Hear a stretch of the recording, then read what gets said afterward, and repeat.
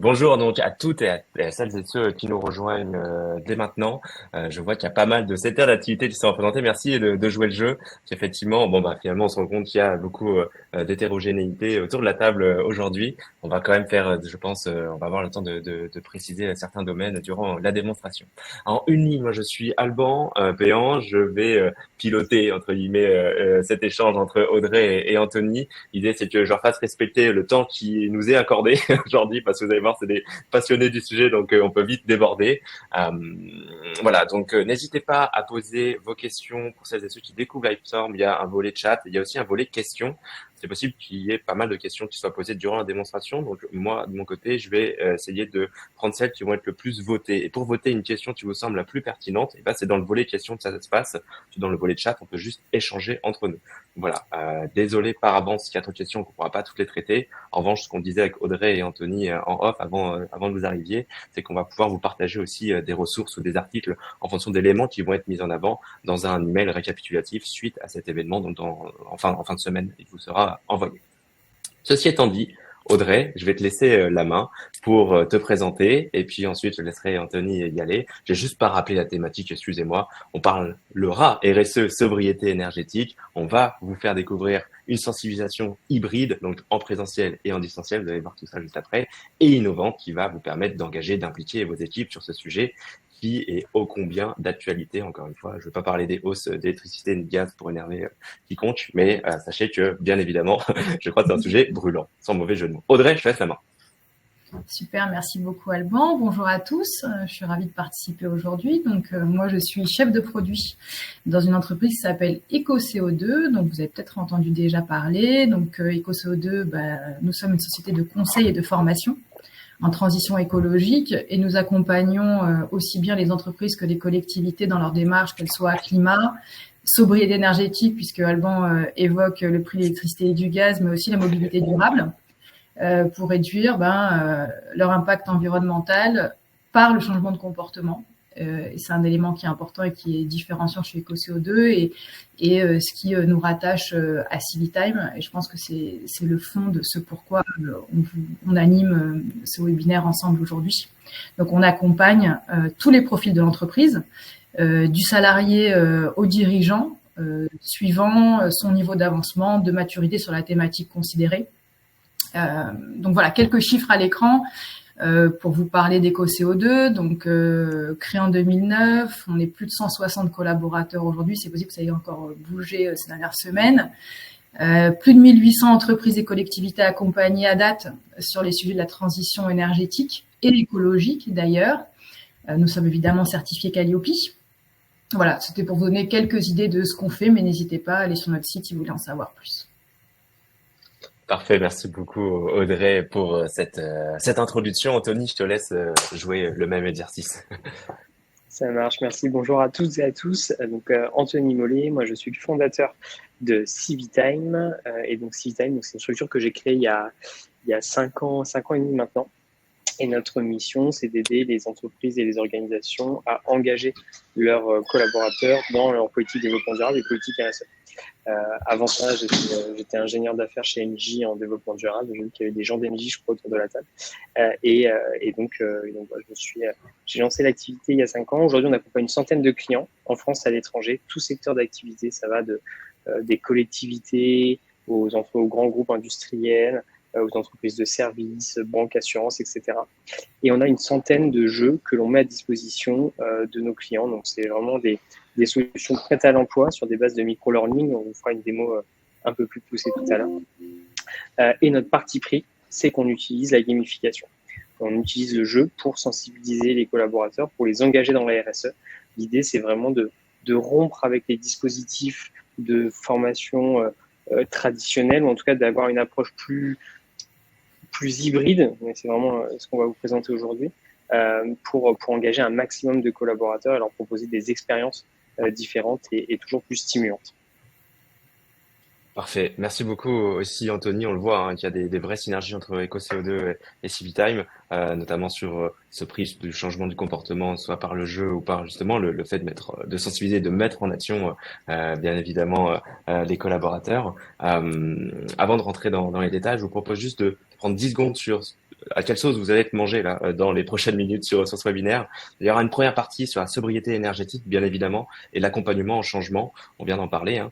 Quel est le contexte, quelles sont les méthodes, les étapes, les outils qu'on peut utiliser pour justement sensibiliser et accompagner sur ces sujets. Et ensuite, on va vous donner très concrètement entre les mains, on va vous présenter en démonstration le dispositif de formation hybride éco-locaux qui est un dispositif aussi bien en présentiel, Audrey nous en dira un peu plus, et qui est complété par des escape games digitaux que vous allez pouvoir découvrir avec Anthony. On passe tout de suite à la première partie, si ça te va, Audrey, sur la sobriété énergétique et accompagnement au changement. On avait forcément une première question qu'on souhaitait se poser, c'est redonner du contexte. Quand on parle de sobriété, quand on parle d'efficacité énergétique, de quoi on parle? Si tu peux nous repréciser ces éléments, s'il te plaît. Avec plaisir. Je regardais dans le chat un petit peu les fonctions qui étaient représentées aujourd'hui. Donc, effectivement, je vois passer pas mal de responsables RSE, chefs de projet RSE, chargés de mission de développement durable, de collectivités, entreprises. J'imagine que vous êtes au fait de la terminologie, mais pour ceux qui ne le seraient pas, je pense que c'est important de refaire un point là-dessus sur la sémantique. On entend parler de beaucoup de choses, que ce soit par les médias, qui soient digitaux ou plus traditionnels. Et j'ai parfois l'impression, au contact de nos équipes, que il y a beaucoup de mots qui sont utilisés et finalement dont le sens n'est pas toujours très clair. Donc, je vais pas faire la maîtresse d'école, mais j'essaie d'aller assez rapidement là-dessus. De quoi on parle quand on parle de transition énergétique, d'efficacité énergétique, de sobriété énergétique? On ne parle pas nécessairement de la même chose. Donc, juste un tout petit rappel et une petite mise en contexte. Donc, la transition énergétique, en fait, ça va désigner l'ensemble des transformations d'un système de production pour amener à rendre un territoire, une organisation la plus écologique possible, en tout cas la plus sobre en consommation d'énergie. Là où de manière beaucoup plus simple, ce qui est écrit sur ma slide, c'est que l'efficacité énergétique va appeler plutôt transformation du bâti, donc ce qui va coûter cher, ce qui va se planifier sur un temps long et qui va être un engagement lourd. Là où la sobriété énergétique va être une démarche qui va viser l'humain, et maintenant vous comprenez mieux pourquoi on parle de changement de comportement aujourd'hui, parce que l'humain a un rôle à jouer dans cette transition-là, et c'est un investissement qui est néanmoins beaucoup plus léger et beaucoup plus facile à mettre en place, que ce soit sur le fond comme sur la temporalité. Donc, il me paraissait important de faire ce petit rappel-là sur la sémantique. Et clairement, on le sait, hein, le progrès technique contribue significativement à limiter le réchauffement climatique aujourd'hui, mais l'humain a ce rôle à jouer. Et il est au cœur de toute la transition. Donc, on va vraiment s'intéresser aujourd'hui à comment on fait pour certains d'entre vous à initier ce changement auprès de l'humain, mais aussi le renforcer si vous avez déjà commencé à mettre des choses en place. D'ailleurs, moi, j'aime à dire que le bâtiment, s'il était vide, il consommerait rien du tout. Alors, je sais qu'on pourrait opposer des arguments à ce que je suis en train de dire, mais si on le regarde de manière très macro, le bâtiment vide, il consomme pas. C'est bien ses occupants qui vont consommer parce qu'ils ont besoin de se réchauffer, ils ont besoin de s'éclairer, ils ont besoin de se refroidir selon où on est situé en France. Mais voilà, c'était vraiment une recontextualisation sur le volet sobriété qui était important à mon sens. Et là, je vous ai mis quelques chiffres. C'est très clair, ouais. Ouais, là, je vous ai mis vraiment quelques chiffres et si vous êtes intéressé par les références, on vous les partagera a posteriori. Mais c'est pour vous dire que la mécanique est en marche, le train est en marche. On voit déjà sur le baromètre RSE de vendredi, plutôt sur l'année 2022, on a un engagement des entreprises déjà sur la sensibilisation des salariés à l'environnement. Comment, sous quel format, quels sont les outputs, qu'est-ce qu'ils ont tiré de ces formations de sensibilisation? Est-ce qu'ils ont réussi à faire perdurer ces actions? Est-ce que le passage à l'action s'est fait? Ça, c'est des questions qui restent aujourd'hui en suspens, mais ce qu'on va vous présenter par la suite, on va aussi vous montrer qu'est-ce qu'on peut mettre en place pour que les actions perdurent, parce que votre objectif, c'est pas de faire une action ponctuelle, c'est bien que cette transition s'actionne dans le temps. Et vous le voyez, une entreprise sur 3, en fait, affirme sa politique environnementale concerne essentiellement la consommation d'énergie. Qu'aujourd'hui, les efforts sont maximisés sur le chauffage et l'électricité. Les raisons, vous les connaissez, je n'ai pas besoin d'en rajouter là-dessus. Et puis que sensibiliser et éduquer sur l'enjeu énergétique, ça fait partie des 4 piliers qui ont été énoncés par le président de la République. C'est pas pour rien, donc le facteur humain est vraiment très central dans cette dynamique aujourd'hui. Parfait, merci beaucoup pour cette remise en contexte, Audrey. Du coup, je pense qu'on est tous à minima sensibles et sensibilisés sur le sujet pour les personnes qui sont autour de cette table. Ce qui est intéressant, justement, tu parlais aussi tout à l'heure, c'est que l'humain est au cœur de toutes ces transformations, bien évidemment. On va parler de changement de comportement, on le disait en introduction. Je vais faire une passe décisive à Anthony sur le sujet, mais Audrey, bien évidemment, tu es aussi une experte du sujet, alors prends toi la liberté de venir compléter ces éléments. Anthony, tu as l'habitude de parler de cette boucle de l'engagement, hein, je crois que c'est comme ça que tu l'appelles. Est-ce que tu peux nous la présenter, nous dire comment, quelle est ta vision sur l'engagement, ces étapes par lesquelles on doit passer avant justement de présenter le dispositif Écoloco? Oui, avec plaisir. Alors, c'est pas forcément ma vision, enfin, en tout cas, c'est une vision qui est plutôt partagée. En fait, pour vous expliquer un peu le contexte, quand j'ai créé Citime, donc il y a 6 ans, mon constat de départ, c'était que la sensibilisation qui était proposée, en tout cas, qui pouvait être proposée aux entreprises, était insuffisante. C'est-à-dire que moi, je travaillais chez un acteur d'efficacité énergétique, on proposait des choses, mais il n'y avait pas encore énormément de dispositifs à mettre en place. Donc, quand j'ai créé Civitime, je me suis entouré de psychologues du travail notamment, pour définir et identifier avec eux quels sont les leviers psychosociaux sur lesquels il est nécessaire d'agir pour faire qu'un collaborateur soit davantage engagé dans une démarche RSE. C'est-à-dire sur quel bouton il faut appuyer dans la tête du collaborateur pour qu'il comprenne les enjeux auxquels l'entreprise est confrontée, qu'il adhère à ce que l'entreprise doit mettre en place, pour que derrière, il puisse s'y impliquer et du coup avoir une démarche plus sobre, pour le coup énergétiquement, et même en faire des ambassadeurs. Et donc, donc nos psychologues ont identifié différents leviers à activer pour arriver jusqu'à cet état d'engagement du collaborateur. Et en face de chacun de ces leviers, on a créé des mécaniques de jeu. On s'est dit que le jeu, au regard de tout ça, la gamification en tout cas, serait le meilleur moyen d'activer ces leviers. Et ça nous amène à avoir une approche de l'engagement et notamment du changement en 4 étapes. La première étape que vous voyez en bas à gauche, c'est l'étape de sensibilisation. Alors, tout le monde sait ce qu'est la sensibilisation. L'objectif de la sensibilisation, ça va être faire prendre conscience aux collaborateurs des enjeux auxquels on est confronté. Donc, on est vraiment sur une vision très macro des enjeux. Bon, là, quand on parle de sobriété énergétique, en l'occurrence, on est sur les enjeux environnementaux. Donc, vraiment, prise de conscience, on pose des bases. La deuxième étape, ça va être la phase d'adhésion. Cette phase d'adhésion, elle va plutôt être là pour expliquer ce que l'entreprise va mettre en place ou veut mettre en place pour réduire son impact au regard des enjeux qu'on aura exprimés avant. Cette phase d'adhésion, elle a vraiment une vocation, montrer l'exemplarité de l'entreprise pour ensuite amener le collaborateur sur la phase d'implication. Où là, concrètement, c'est, écoute, cher collaborateur, on t'a expliqué les enjeux auxquels l'entreprise est confrontée. On t'a expliqué ce que l'entreprise va mettre en place pour y répondre. Maintenant, voilà ce que toi, tu peux faire pour concrètement devenir acteur de cette transformation. Et enfin, la dernière étape, c'est la phase de valorisation. La valorisation, où là, notre objectif, c'est carrément d'en faire des ambassadeurs. C'est de faire en sorte que les collaborateurs soient suffisamment fiers de ce qu'ils aient fait, de ce qu'ils ont fait, de ce qu'ils ont mis en place, pour le partager, le promouvoir auprès d'autres parties prenantes de l'entreprise. Et on sait que quand on en arrive là, du coup, on a des collaborateurs engagés et que ça va faire effet boule de neige, on va dire. Hein.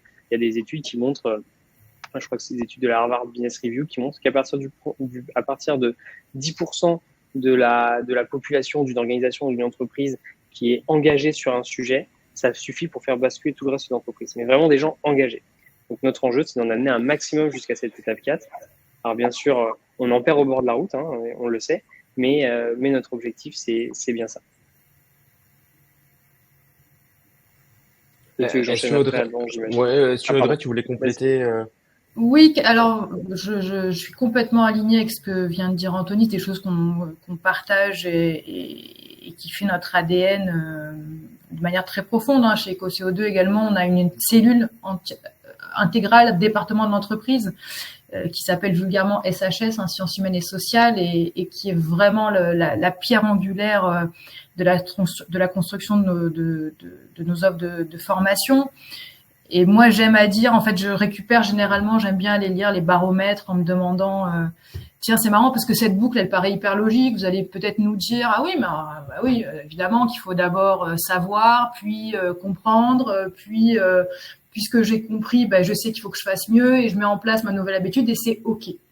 Bon, alors il s'avère que c'est pas aussi simple que ça, hein, puisque sans vouloir entrer trop dans le technique, nous sommes des animaux régis par un système cognitif.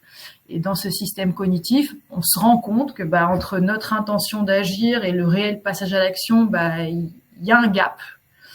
C'est pas de la mauvaise volonté, c'est pas un manque de motivation. Donc pour tous ceux qui auraient l'impression que c'est compliqué, bah ouais, c'est pas hyper simple. Mais néanmoins, ça se fait. Et puis on a besoin d'être accompagné à chaque étape de celle que vient de citer Anthony. D'ailleurs, en 2021, pour vous illustrer mon propos, il y a 71% des Français qui considéraient que chacun doit s'investir le plus possible en faveur de l'environnement. Donc retenez bien 71%. Et la même année, seuls 46% disent faire le plus qu'ils peuvent et 36% disent qu'ils pourraient en faire davantage. C'est dire que vous voyez que la différence entre ce que on énonce et ce qu'on fait, en fait, il y a vraiment une dissonance. C'est parce qu'on a besoin d'être accompagné à chacune de ces étapes et qu'il peut y avoir des rechutes. Ça arrive, il peut y avoir des rechutes. Nous, notre objectif, c'est de faire en sorte d'emmener les collaborateurs à la phase de l'expérimentation. Donc, vous donner toutes les billes nécessaires en amont pour que vous ayez envie d'arriver à tenter, vous donner envie de vous intéresser, vous donner envie d'essayer. Et puis, une fois que vous avez essayé, cette expérimentation positive va faire que vous allez avoir envie de continuer, vous allez avoir envie de continuer à mettre en pratique. Donc, je ne vais pas rentrer plus dans le détail parce qu'après, ça peut devenir très ennuyeux. Mais si ça vous intéresse, encore une fois, on pourra partager de la data. Voilà, c'était ce que je voulais compléter par rapport à ce qu'a dit Anthony. Parfait, c'est pas ennuyeux, Audrey. Je t'en prie, Anthony. Non, juste pour compléter, il y a un enjeu aussi donc, qu'on n'a pas du tout abordé là, quand on parle de change, enfin de conduite du changement, c'est l'impact que ça peut avoir pour le collaborateur donc sur son engagement dans le développement durable et sur son engagement dans l'entreprise. Et là, on va sur des enjeux plutôt de sentiment d'appartenance, de marque employeur des collaborateurs. Mais un collaborateur qui est convaincu de la stratégie RSE entreprise, et en tout cas qui a envie de s'engager dans la stratégie RSE entreprise, c'est un collaborateur qui sera engagé dans son entreprise de manière globale, de manière au niveau d'organisation, et donc tous les enjeux qui sont liés à l'engagement, ou en tout cas, ça contrebalance les enjeux du désengagement, donc le turnover, l'absentéisme, etc. Donc, c'est un enjeu, et on le voit de plus en plus hein, quand on demande à nos clients pourquoi vous voulez engager vos salariés dans la RSE. Bien sûr, pour les sujets qu'on évoque depuis tout à l'heure, mais pas que. Il y a ce driver aussi de renforcer le sentiment d'appartenance autour d'un projet commun qui est autre que un projet potentiellement économique ou quoi, mais de réunir tout le monde sur ce projet commun. Donc, c'est pas du tout négligeable l'impact que ça peut avoir au sein de l'entreprise. Je pense qu'on est tous raccord effectivement sur ces éléments. Merci pour ces précisions, Anthony. Je vous propose une dernière slide. Anthony, d'ailleurs, je sais que tu as l'habitude Ouais. de parler sur celle-ci et de présenter la gamification. Avant de rentrer justement dans la présentation du dispositif, parlons gamification. C'est aussi, je pense, la genèse de tout ce qu'on va voir par la suite. Donc, définissons aussi ce terme, je pense que c'est important. Et cette mécanique. Oui, tout à fait. Effectivement, pour aller jusqu'au bout de l'entonnoir, hein, donc Audrey vous expliquait les enjeux de la sobriété, de l'efficacité énergétique, les enjeux donc liés de la conduite du changement et changement de comportement. Et ensuite, on va rentrer donc dernier étage de l'entonnoir sur la gamification. Nous, c'est un positionnement qu'on a pris chez Civitime, utiliser la gamification pour engager les collaborateurs.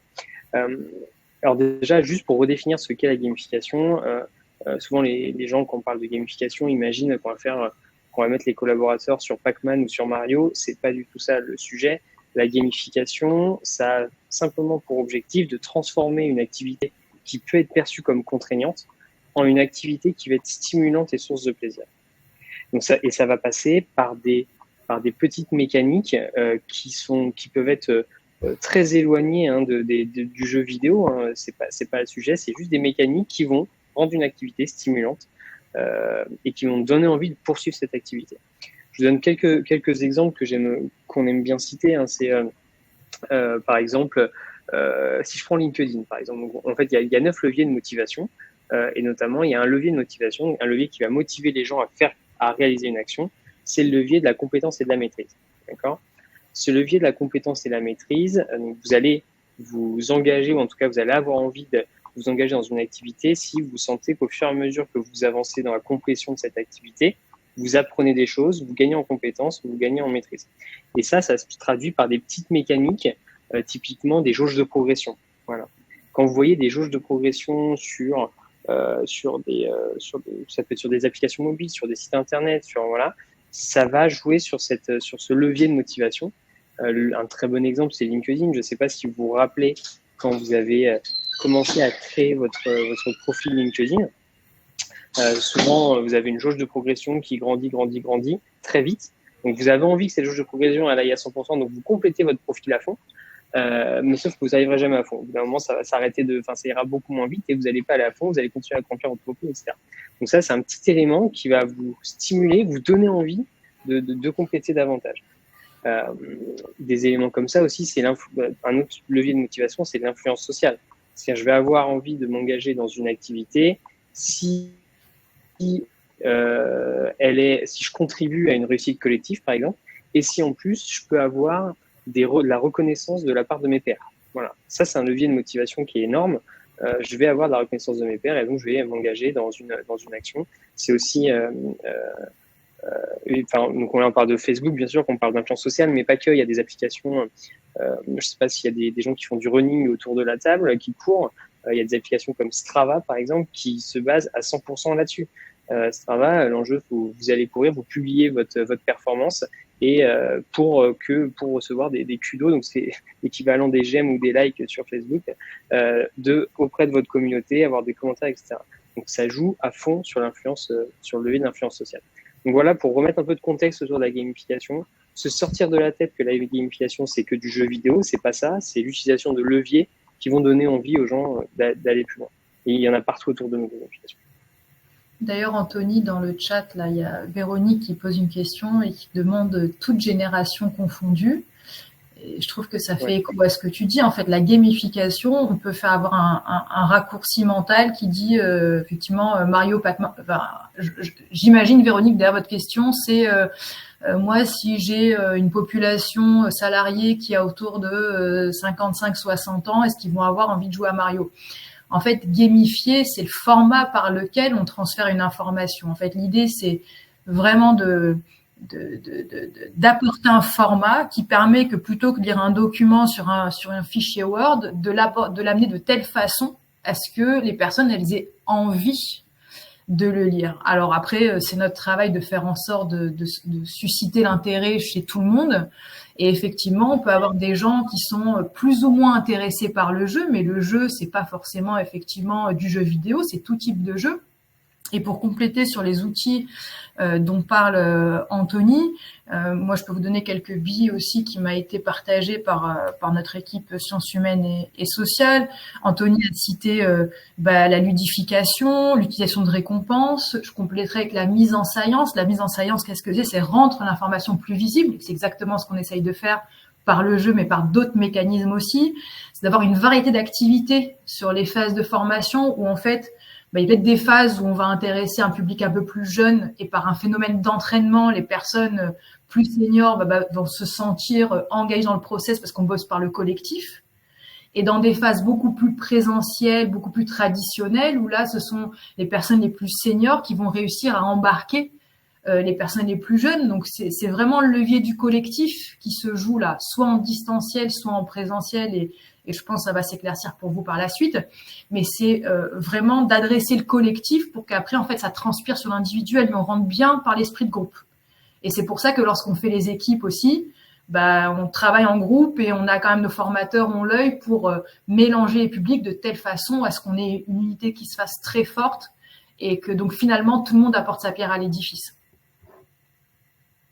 Très clair. Et pour compléter sur les âges, ma grand-mère, elle a 80 ans et c'est une super joueuse de Scrabble. Et elle joue au Scrabble tous les jours. Et pourquoi ? Qu'est-ce qui l'excite dans le Scrabble ? On va être plutôt sur ce levier-là de compétences et maîtrise. D'accord ? Donc, en fonction de son âge, de son expérience, etc., on ne va pas être impacté par les mêmes leviers de motivation. Mais dans tous les cas, tout le monde va être motivé à un moment par un de ces leviers, quoi qu'il arrive. Merci Anthony Audrey. J'avance dans la présentation aussi. Gamification, c'est un monde merveilleux, bien évidemment, mais il faut qu'on passe à Ecoloco parce que c'est aussi un dispositif qui est merveilleux. Du coup, Audrey, je te relaisse la main, peut-être pour présenter plus en profondeur ce à quoi, enfin, ce qu'il y a derrière Ecoloco, comment ça a été Bien sûr. pensé, les deux faces qu'on voit à l'écran. Et ensuite, Anthony, je te laisserai nous projeter d'une part dans le canevas pédagogique, donc dans le fond et la forme, bien évidemment, mais surtout le fond dans un premier temps, puis ensuite passer à la démo de ce dispositif. Bien sûr, avec plaisir. Donc, Ecoloco, c'est une journée de formation. Je pense que ça, c'est voilà, c'est un format facile à retenir. C'est une journée qu'on a travaillé sur un format qu'on appelle hybride. Hybride, ça veut tout simplement dire que pour éviter de monopoliser vos collaborateurs pendant une journée pleine, parce qu'on sait que ça peut être compliqué pour vous, c'est de se dire, on a une partie, donc la demi-journée, une demi-journée qui est en distanciel et en asynchrone. Donc là, vous avez vos collaborateurs qui sont complètement autonomes pourvu qu'ils aient fait leur matinée avant l'après-midi présentiel. Et cet après-midi présentiel, où les stagiaires vont se retrouver sur leur lieu de travail et vont aller faire un certain nombre d'activités. Donc je rétropédale un tout petit peu pour vous dire ce qu'il y a sur la matinée et Anthony pourra l'illustrer après.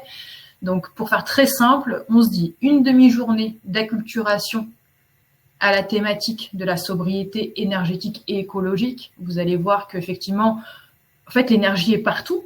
Donc, à chaque fois qu'on ira chercher une thématique de la transition écologique, l'énergie aura son rôle à jouer. Donc, on parle d'énergie.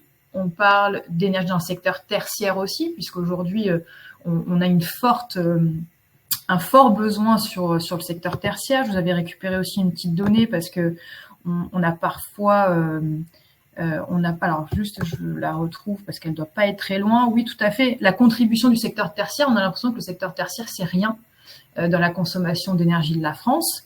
Et souvent, il m'est arrivé de l'entendre, hein, mais ce secteur, il a finalement un impact très faible, le secteur tertiaire. Écoutez, sachez que 16% des émissions des gaz à effet de serre en France sont issues des bâtiments résidentiels et tertiaires, c'est juste en dessous de l'agriculture et de l'industrie. On n'a pas cette impression-là, et pourtant. Donc, c'est important d'avoir ce focus effectivement tertiaire, mais c'est aussi ce qu'on vous disait tout à l'heure, c'est comment on engage le collectif et comment ça retranspire sur l'individu. Moi, en tant qu'individu, quelle contribution en fait je peux apporter, puisque je peux aussi entendre souvent du moment où la France ne fait pas, le monde ne fait pas, mon entreprise ne fait pas, je vois pas en quoi moi, être humain, je peux être acteur de cette transition-là. Écoutez, si, on le monte là-dedans et on le prouve aux stagiaires, ce qui fait que déjà on est dans une posture qui peut être moins sur l'objection et plus dans l'engagement. Donc c'est important de démanteler un petit peu ces fausses croyances. Et on commence déjà la matinée à intégrer tout ce qui peut être action de sobriété énergétique, comment je fais pour être plus sobre et quelles sont mes pratiques qui peut-être le sont moins au moment où on se parle. Et l'après-midi, on arrive dans une phase présentielle, 100% immersive, qui se fait sur le lieu de travail. Donc, on est bien dans les locaux de vos collaborateurs et on les accompagne. Ils sont très peu assis. Donc, c'est pas session PowerPoint projetée. Ils sont très peu assis. On les emmène se promener dans vos locaux et c'est eux-mêmes qui relèvent les pratiques sobres, des pratiques qui sont fortement consommatrices d'énergie. Et on les emmène surtout à construire leurs propres outils. Nous, on veut les emmener à ce que eux relèvent en fait leurs pratiques et celles sur lesquelles ils souhaitent avoir un impact. Et dans cette idée de co-construire, et par co-construire, j'entends plutôt les aider à construire, c'est le fait qu'ils construisent leurs propres outils de suivi qui leur permet en fait de s'impliquer et donc de faire perdurer l'action. Voilà, il est vraiment là, ce point-là, il est important de vous le mentionner. Et je laisse la parole à Anthony pour préciser ce qui se passe le matin en distanciel. Ok, super. Donc, effectivement, comme le dit Audrey, à partir de ça, on a créé deux parcours, 2 épisodes avec des missions à l'intérieur et qu'on a voulu le plus immersif possible et le plus interactif possible. L'idée, c'est vraiment de proposer des formats digitaux qui vont être différent de ce que les collaborateurs ont l'habitude de voir sur d'autres sujets, d'autres activités, de rompre avec les e-learning un peu classiques pour que la RSE ne soit pas vue comme un énième sujet de conformité réglementaire.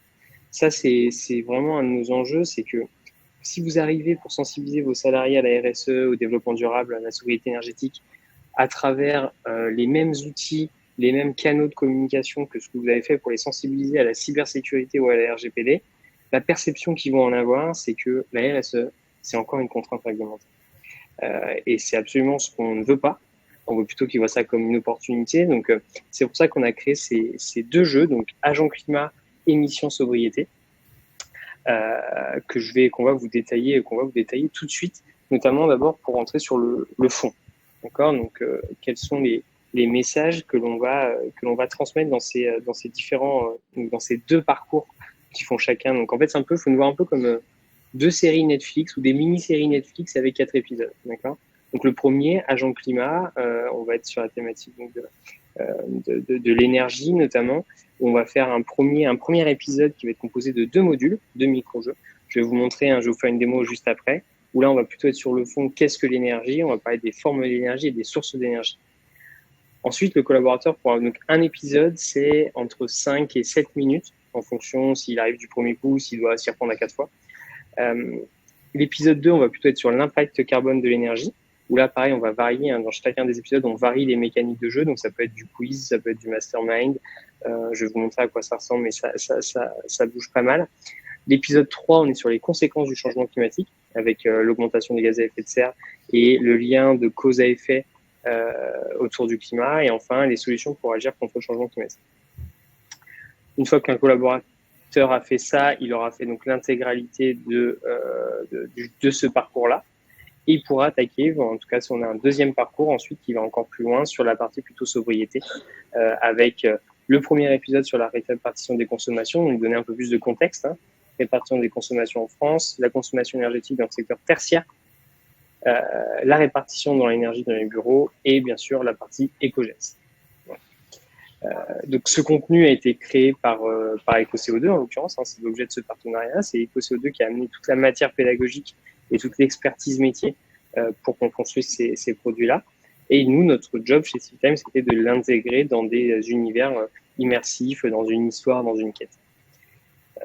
Avant que je rentre dans la démo, je ne sais pas si Audrey, tu voulais rajouter des choses sur le Canva? Non, c'est très clair, Anthony. Eh ben, super. Donc, Alban, je reprends la main là, c'est ça?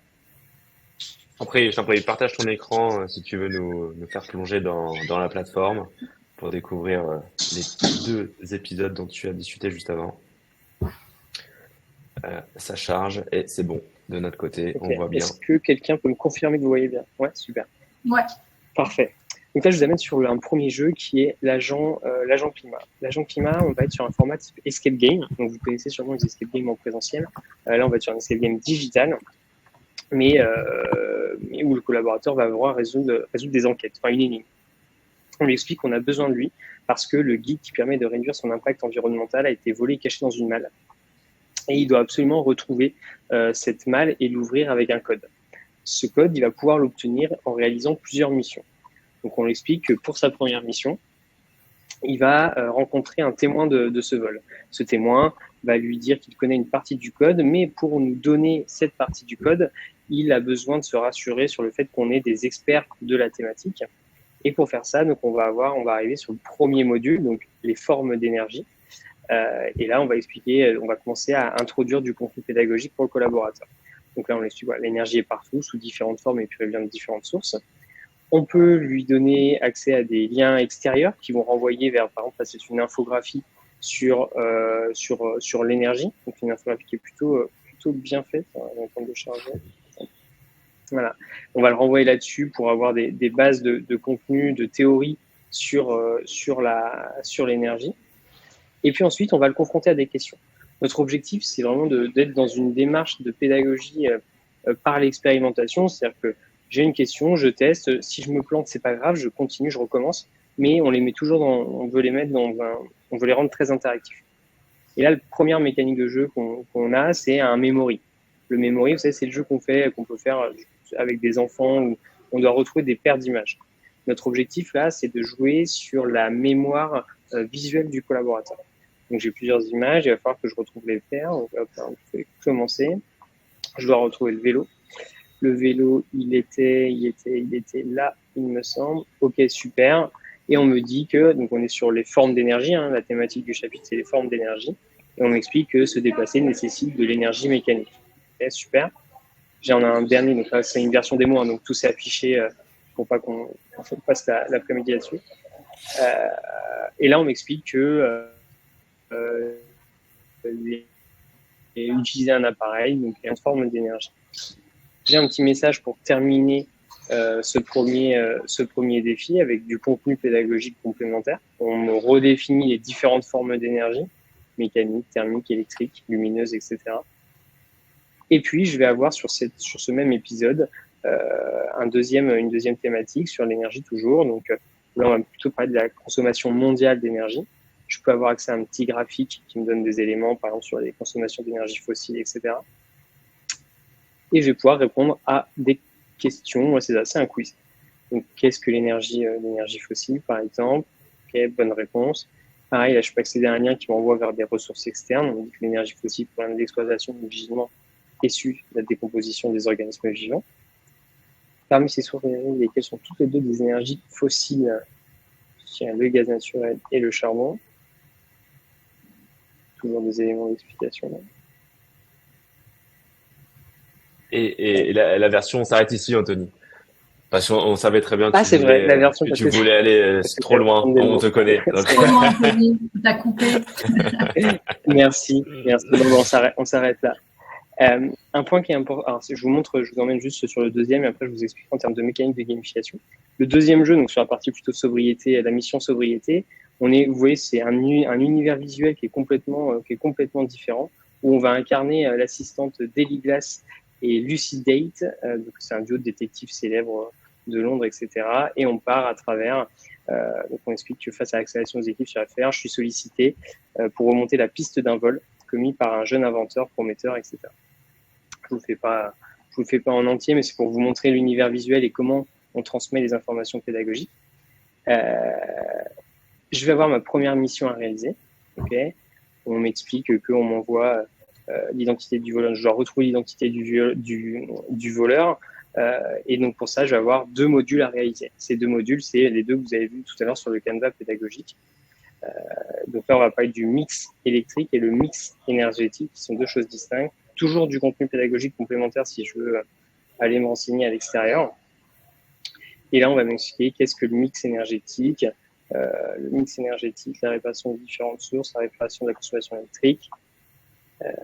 Du coup, je suis obligé de lire parce que j'ai pas la réponse. C'est-à-dire l'énergétique. Si tu te trompes, c'est pas grave, Anthony. Comme ça, on verra ce que ça donne comme écran quand tu te trompes. Ok, très bien. Voilà. Bon, on me donne la réponse là ici directement avec les mêmes éléments pédagogiques. Ensuite, quelle part représente les énergies fossiles dans le mix énergétique français? Ça doit être 62 de mémoire, voilà. Donc là, on va faire mes 2 questions. Bon, normalement, il y a 5 questions comme ça à faire. Hein. Ici, on les a accélérées pour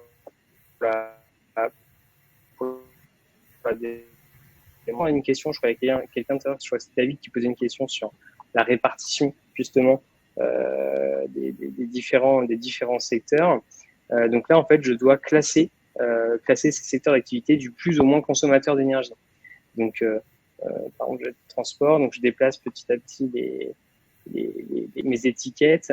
L'agriculture et la pêche, je les mettrai en dernier. Transport, résidentiel, le tertiaire, l'industrie. Ouais, ça me semble pas mal. Est-ce que c'est ça? Ah non, j'ai inversé les 2. Hop.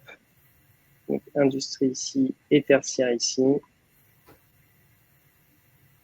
Tac, super. J'ai la bonne répartition et je vais avoir du coup du contenu pédagogique complémentaire. Donc, ce qu'il faut retenir, c'est que le secteur tertiaire fait partie des 4 secteurs les plus consommateurs d'énergie. Voilà. Ça répond en plus en direct à la question de David tout à l'heure, c'est parfait. Et donc, j'enchaîne comme ça mes missions. Ce qui est important de comprendre aussi, c'est que dans chacune de ces missions, dans chacun de nos jeux, on va intégrer des éléments de gamification complémentaires. Par exemple, on va avoir ce qu'on appelle une jauge de progression. J'en parlais tout à l'heure de la jauge de progression. On voit que là, sur le jeu Agent Climat, je suis à 80%, je viens d'atteindre le niveau expert. C'est super, mais je peux continuer à aller chercher d'autres couronnes, d'autres badges. Donc, c'est un élément qui va stimuler les gens. Et également, en fonction de ma performance, je vais gagner des points. Ces points, donc là, je suis à 130 points. Ils me permettent de me positionner dans mon équipe. À quel point est-ce que je contribue justement à mon équipe. Moi, je suis dans le clan Civitime. Et je peux voir le classement des autres clans. Je vois qu'EcoCO2 est largement devant nous, d'ailleurs, il va falloir qu'on fasse quelque chose. Et donc, je vois le classement par clan. Donc, c'est un peu des mécaniques que quand je parlais de faire de l'influence sociale, etc., c'est ce genre de mécaniques-là qui vont venir stimuler le collaborateur encore plus par l'environnement, mais aussi par ce système de points, de classement par équipe et individuel.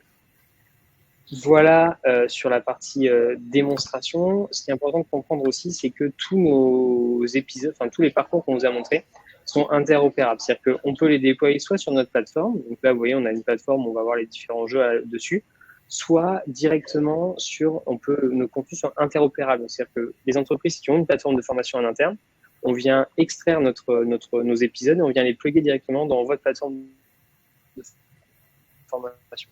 Ça peut se faire pour maximiser l'usage et se positionner où vont les collaborateurs tout simplement. Voilà ce que je pouvais vous dire sur la démonstration. Hop. Je te redonne la main à Alban. Oui, c'est parfait. Ça me permettra de redonner moi, à mon tour la main à Audrey et de faire une fiche récap. Le temps file à une certaine allure. S'il y a des questions, n'hésitez pas à les préciser, comme on le disait. D'ailleurs, on en a une de Constance. Pardon, Audrey, je te redonne la main juste après. On en a une de Constance, je pense, Anthony, c'est plutôt de ton côté. Est-ce que vous avez des chiffres de participation, d'engagement, de satisfaction par type de population? On en parlait un tout petit peu tout à l'heure, en plus sur la question de est-ce que c'était pour toutes les générations ont confondu ce type de dispositif, notamment digital, hein, j'imagine, derrière la question pour Constance. Si Anthony, tu peux nous donner un peu de data cet après-midi. Oui, tout à fait. Alors, dans l'ordre, toute participation, en moyenne, on a entre 40 et 60% de taux de participation. Ce qui va varier entre le 40 et le 60%, c'est la taille de l'entreprise. Plus les entreprises ont beaucoup de collaborateurs, moins le taux de participation est élevé.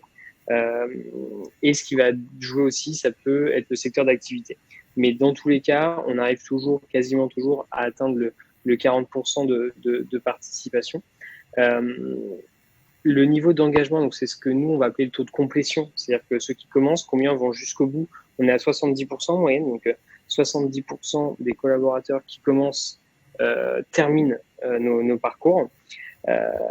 Et la satisfaction, on a 4,7 sur 5 de notre moyenne de satisfaction de la part des utilisateurs. Donc à la fin de chacun des épisodes, ils doivent donner une note. Hein, c'est un peu comme les applications où vous notez avec des étoiles. Et on a 4,7 sur 5. Et je crois qu'il y a 95% des collaborateurs on leur propose à la fin, souhaiteriez-vous être sensibilisé sur d'autres thématiques avec le même type de dispositif? Et 97% des collaborateurs disent oui. Donc ça plaît parce que ça change, hein, bien sûr, mais ça plaît plutôt bien aux collaborateurs dans tous les secteurs d'activité. Hein. Les notes de satisfaction, par contre, sont vraiment communes à tous les secteurs d'activité. Seule chose qui va changer entre, on va dire, des gens qui sont entre de l'industrie et du tertiaire, par exemple, ça va être le taux de participation qui peut impacter et qui est notamment lié non pas au profil des collaborateurs, mais qui va être plutôt lié à l'accès à un appareil digital, en fait, à un équipement digital.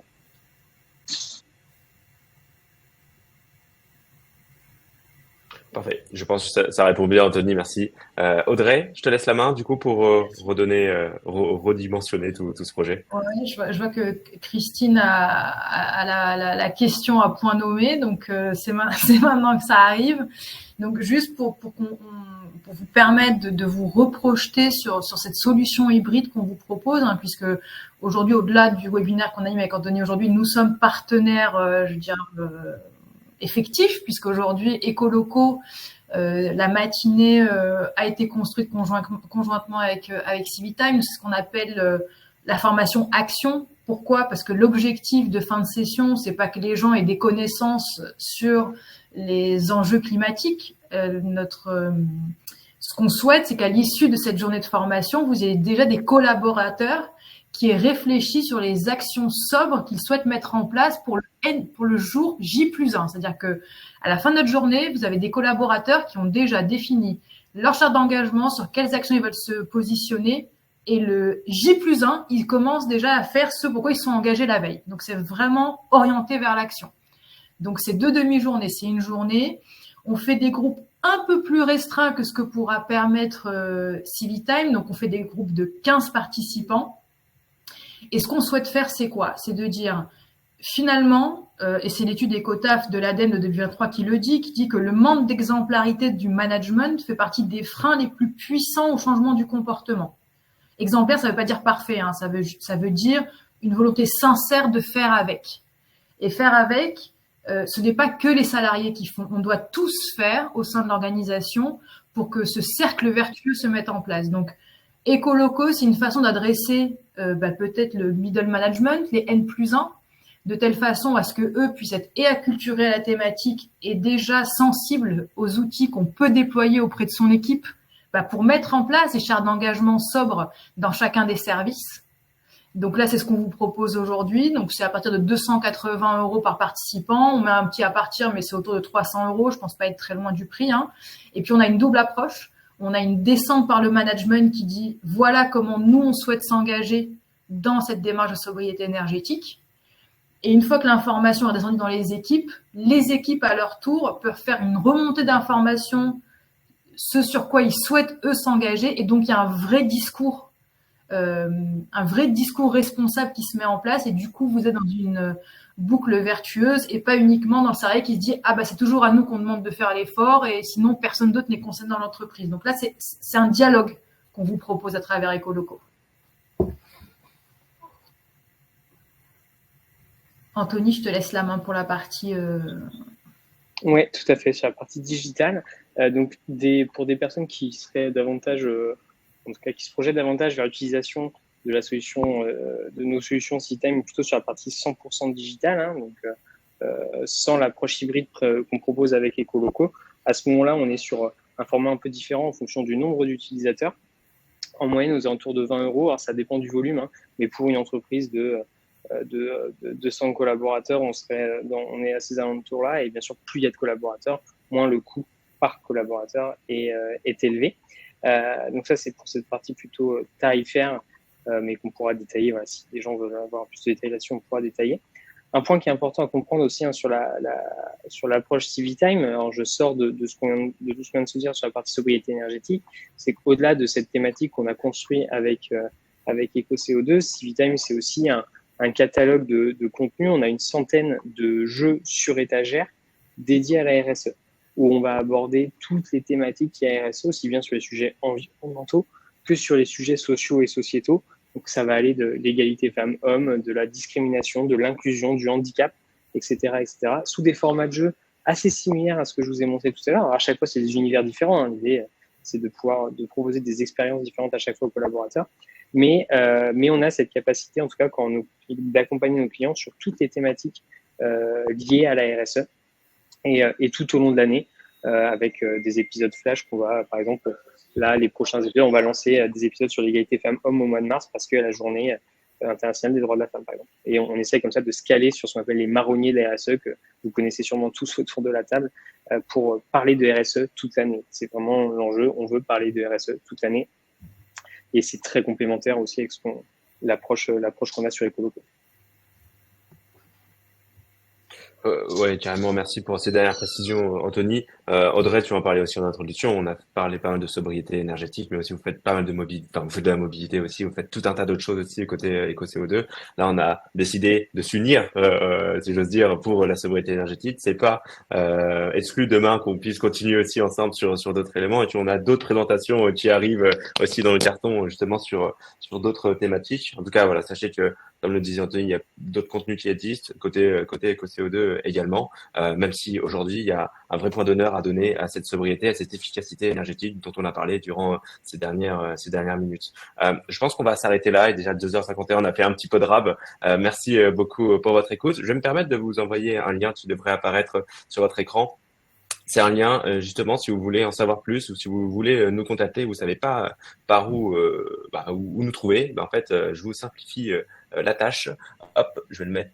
Normalement, ça devrait arriver. Vous avez juste à cliquer sur le bouton bleu. Vous arrivez sur un formulaire et vous allez choisir si vous êtes intéressé par une, deux ou trois offres en fonction de ce qu'on vous a présenté. Comme ça, nous, ça nous permettra d'étudier aussi votre projet et puis de pouvoir faire rencontrer nos équipes avec vos équipes et puis vous accompagner dans cette envie d'aller dans le bon sens, j'ai envie de dire, de remettre, comme on l'a dit plusieurs fois, l'humain au cœur de toute cette mécanique qui est parfois bien huilée, parfois un peu moins, et c'est tout l'intérêt aussi ce type d'offre et de dispositif hybride. On avait une remarque aussi dans le chat de la part de Léa. Audrey, je te laisserai peut-être le mot de la fin sur cet élément qui est que cette offre est intéressante en digital pour les petites structures, en présentiel un peu moins. Comment, je suis sûr que tu as déjà entendu parler et tu as eu cette objection entre guillemets, en tout cas ce challenge. Qu'est-ce que tu aimes à dire par rapport à cette remarque? Alors Léa, c'est presque contre-intuitif. Moi, je commence à avoir l'objection inverse de me dire mais comment je fais moi si j'ai 1000 personnes pour pour déployer Coloco. J'aurais tendance à dire que sur les petites structures, la version hybride, elle n'a pas beaucoup de problématiques à s'implanter puisque la matinée, c'est une matinée digitale. Donc là, ça marche pour tout le monde. Et l'après-midi, on est sur un groupe de personnes qui ont tendance à fonctionner déjà ensemble, donc qui se connaissent. Et là, l'engagement, il est maximisé parce qu'en fait, ils ont une charte pour tout le groupe. Et donc, comme ils décident tous ensemble de ce qu'ils souhaitent mettre en place en comparant l'impact de chaque geste avec sa facilité de mise en place. Donc, c'est vraiment le consensus. Et là, c'est l'effet de groupe qui prend le dessus. Et au contraire, ce sont souvent les structures qui arrivent à accélérer la sobriété énergétique dans leur entreprise et qui ont les résultats les plus probants à la fin. Je sais, ça peut paraître très curieux, mais ouais, c'est un peu le contraire généralement qui se passe. Parfait pour ces précisions, Audrey. Merci beaucoup. En tout cas, pour votre temps, Audrey, Anthony, merci à celles et ceux. Je crois on s'est bien éclaté là cet après-midi. Merci à toutes, à toutes et à tous. Je vais y arriver pour votre écoute et d'être allé jusqu'au bout, même si on a un petit peu débordé. On était encore très nombreux à écouter, à interagir. Il y a eu encore des personnes qui sont restées dans l'ombre, mais on vous voit quand même. Voilà. En tout cas, n'hésitez pas si comme je le disais, vous souhaitez entrer en discussion avec nos équipes, vous avez le lien qui a été mis à disposition. Comme le disait Audrey aussi en introduction, on va vous remettre à disposition les ressources qu'on a partagées par email dans les prochains jours. C'est-à-dire que vous repartiez aussi avec un sac à dos, avec quelques liens à l'intérieur, mais il y a des liens, c'est des études, c'est des petites choses qui vous permettent vous aussi, soit de vous faire des piqûres de rappel, soit aussi d'aller en discuter en interne, c'est important, pour mettre en mouvement ce collectif dont parlait Audrey et Anthony tout à l'heure. Voilà. Ceci étant dit, vous savez où vous nous trouvez. Audrey, Anthony, vous êtes pas mal aussi sur LinkedIn, si je dis pas de bêtises. Bien Donc, sûr, si bien jamais il y a besoin d'échanger avec vous par ce réseau, ça marche très bien aussi. Et puis, voilà, je crois qu'on a fait le tour de cet atelier. Voilà. Merci. Ça sera le dernier mot de la fin. Bonne journée à toutes, bonne journée à tous. Et je vous dis à très vite pour un prochain numéro qui sera milieu du mois de mars nous concernant. À bientôt. Bonne journée à tous. Au revoir. Au revoir.